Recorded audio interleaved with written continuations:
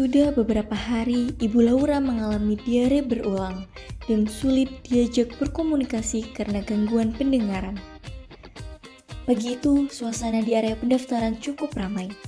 Verlin dan Wardah, anak dari Ibu Laura, tampak kewalahan mendampingi Ibu Laura yang sejak awal sudah menunjukkan tanda-tanda tidak nyaman. Selamat pagi, Bu. Ini loh Mbak, ibu saya udah diare 3 hari, susah banget dibujuk ke sini. Apalagi biasanya tuh ngompol Mbak, nggak kerasa, terus kita tuh harus bersihin gitu. Atas nama siapa, Ibu? Ibu Laura, Umurnya? umur 49.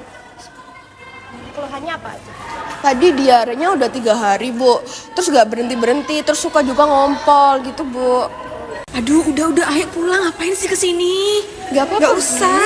Sabar Ibu. Pulang aja, nggak usah gini-gini nih. Sabar ya, Ibu. Habis ini akan segera kami proses. Baik, Ibu. Mohon ditunggu ya. Setelah melakukan registrasi di ruang administrasi, Verlin, Wardah, dan ibunya pun diarahkan menuju ruang tunggu. Sesampainya di ruang tunggu, Ibu Laura masih terus mengomel dan bersikukuh menolak untuk diperiksa. Selamat pagi, apakah benar ini atas nama Ibu Laura? Oh iya benar, ini datanya ya. Oke, baik, mari ikut saya untuk cek suhu dan tekanan darah terlebih dahulu ya. Setelah proses pendaftaran yang cukup panjang, mereka akhirnya memasuki ruangan periksa. Dr. Rio duduk sejajar dengan Ibu Laura, menunjukkan empati dan komunikasi terapeutik yang tepat. Dokter, ini data pasien. Oh ya, terima kasih ya Sus. Selamat pagi, atas nama Bu Laura, umur 49 tahun benar? Benar dok. Oke, perkenalkan nama saya Dr. Rio. Apakah ada keluhan lain hari ini? Jadi dok, ibu saya ini udah 3 kali diare hari ini, dan itu 4 hari berturut-turut gitu loh dok, diare terus. Oke Mbak, setelah ini Suster Naila akan membantu ibunya untuk berbaring untuk memeriksa tensi dan suhunya terlebih dahulu. Mari Ibu, saya bantu.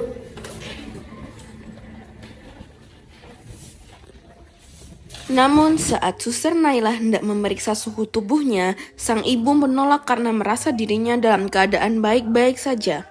Aduh nggak usah deh Mbak, nggak usah pakai gini-gini. Ibu, Saya mau pengen cepet pulang. Ibu, kami ingin Ibu untuk segera sembuh sebentar saja ya.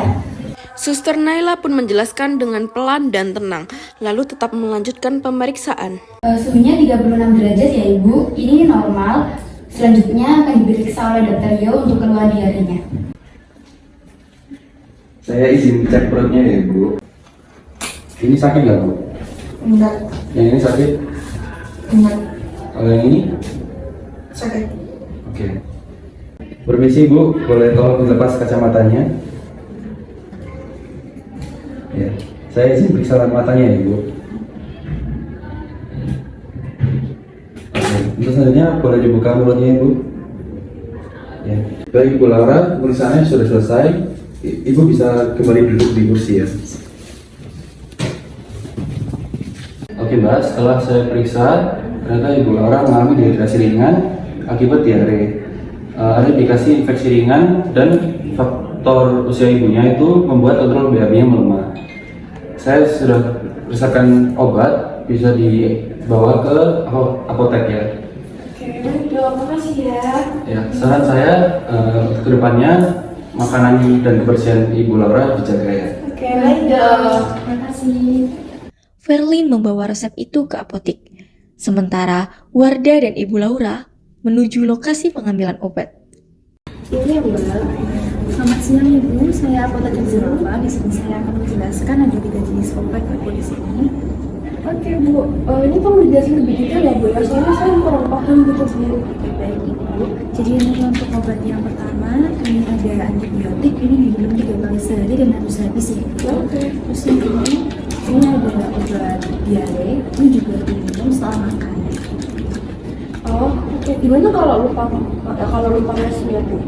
Usahakan tidak lupa ya Bu. Dan yang paling penting itu nanti akan dijelaskan oleh asisten saya.